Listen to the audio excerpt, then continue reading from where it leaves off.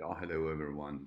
Um, Today I wanted to do some estimations around the numbers we have right now, and I am using scientific information based on the estimated death rate of COVID-19 is estimated between 0.7 and 3% of the people that have symptoms. So I will also explain you that it's not 3% of the people that are infected. This is only between 0.7 and 3 per thousand infected. I will explain that later. I also include since today um, India. I explained it before yesterday. It's a 1.3 billion population. It's a rather poor country, and it's important to include this big country in the analysis. So the data we had a peak in France. It's easily explainable. I just learned about it. France did not report infected and death in nursing homes. So they loaded this data as of April 2nd as a bulk load into the number. So that explains the jump of 846. The government of France has still to report the numbers correctly, spread over time, because it's a question of weeks. So we have to wait for an official distribution of the number. So expect also tomorrow that the numbers in France will maybe jump up, especially in the new infected. Yeah, across the board, we can see that the United States is still growing very fast on the daily new infected. This is a little error. It's 29,740. Sorry for this. Spain is stable with Italy. Slightly pick up still the daily death because Spain is not yet through the peak window. But the good news is that the new and daily new infected are very stable and even going down. United Kingdom also reported not such an impressive growth. Germany is picking up, while China or Korea, they're totally under control, and India, we have to observe in the next days. So my estimations of global infected and deaths, and also will compare with other global killers or diseases that lead to millions of deaths every year. This is the data as of yesterday, but we're over 1 million reported cases, 53,000 deaths, and 213,000 already recovered. So that, as I said, is between 0.7 and 3 per thousand infected. What does that mean? Out of 1,000 infected, 900 have no symptoms, but infect others. That is the dangerous thing with this virus that makes them spread so fast, because it's difficult without testing to know who's infected and who's not. That also explains the reason why Korea did such a massive testing to detect people that were infected even without symptoms. So out of the other 100 that have symptoms, 81% of all of the 100 symptoms, they have mild symptoms and recovered home. 19 have to be hospitalized, and 15 of these 19 are then discharged and recover.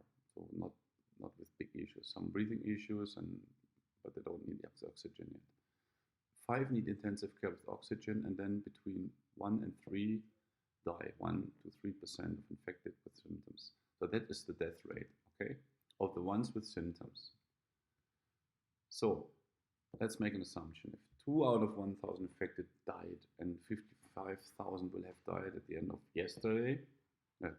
today, then we have to do just a simple multiplication. 998 times 55,000 would be the number of globally infected. So that would be around 55 million infected. It accounts for 0.7% of the world's population of 7.7 billion. So let's look at Italy, population of 60.4 million. They reported 13,000. So we can assume that we get over the 14,000 total deaths. 3% death rate for Italy because they have an aged population. You know that coronavirus affects more the elderly. So that would be 997 times 14,000. So we have an estimate of 14 million infected, 23% of the population of Italy. For Spain, we can do the same calculations, 46.7 million population, 10,300 deaths, we expect 11,000, and also here 3% death rate for the aged population. So that brings us to almost 11 million, 23% of the population again. So question, how many people will have died in the world after the first COVID-19 wave, which is this wave right now? Let's have a look at China data to have an estimation. It's the only country that is totally through this wave. So after 32 days after lockdown, they had 2,575 deaths of the total deaths reported until day 60. So what can we do? 78% die until the peak is reached, and another 22% die after lockdown. So we can estimate 75% of people die until the peak, and 25% will die after the peak. That makes the number. So that would mean for Italy, we have to add 4,666 more deaths to be expected now. They are over the peak right now, so we would get to 18.6 million infected, or 31% of the population. Let's do the same for Spain. They're also at peak, more or less. This is an estimation roughly. They would get also to 31%. So in this first wave, if we can expect Italy and Spain that 31% of the population would be infected, then we have to make another assumption. So as the whole world is now, the virus has spread all over the world, in every single country. So what can we expect from this? So it depends, but we can expect between 40 to 60% of the population. Why? The poor countries lack healthcare and protection materials. So we can estimate between 40 and 60% of the world population will be infected. So between 3.08 and 4.62 billion. That means, so how many people will die in the world if we assume 40% infected and a death rate of 1%, 1 per 1,000? Was easy, 3.008 billion times 0.001, so 3 million. Or if we assume 60%, then it would be 4.6 million deaths. So how many people die of hunger every year? 9 million. How many people die of cancer every year? 9.6 million. How many people die of cardiovascular diseases every year? 17.8 million.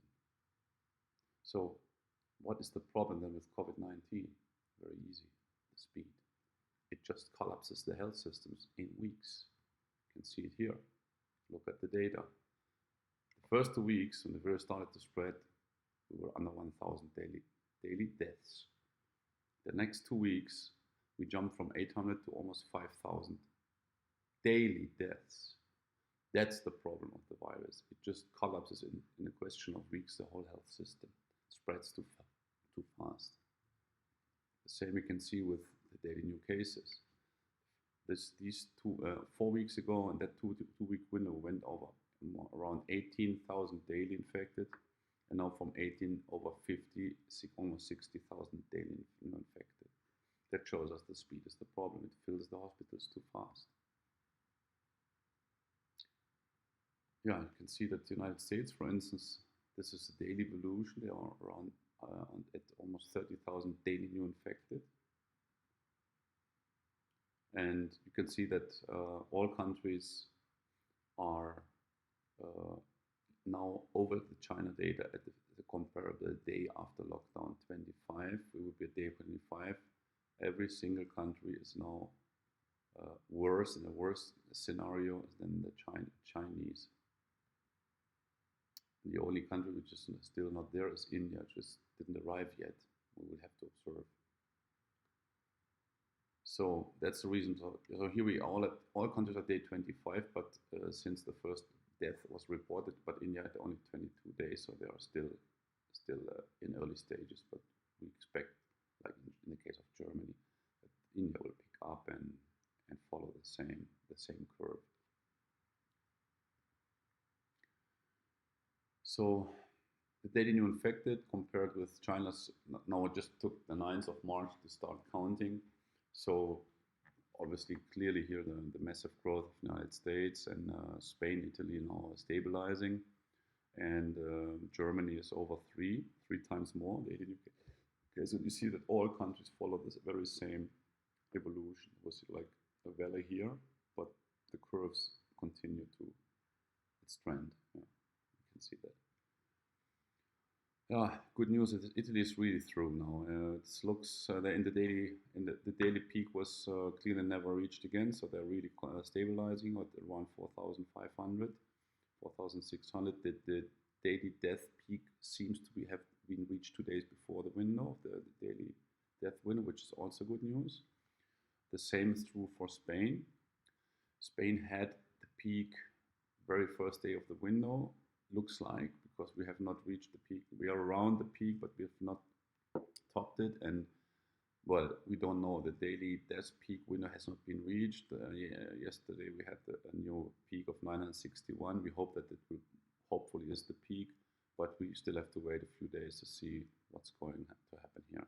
But stabilization is the right term to use for Spain and Italy, which is good news. Well, that was it for today. We're over 1 million. Not infected, that is just reported infected. We have many, many more, as the calculations have shown. Based on the deaths we have now, we have to consider 55 million infected, not 1 million. These are just the confirmed cases, and most of these people have symptoms, so you know what that means. And many of that people have symptoms at home and are not in the statistics. So that statistic doesn't help so much. The real statistic is the deaths. Yeah. That's the only number we can use to do reverse engineering and calculate the infected world population. And you can see all the countries have red spots, so the virus is there. So if there's no lockdown, massive testing, and isolation, the virus will just spread. And that's what we have to expect. I wish you a great week and thank you. Were you the one who tried to crush me with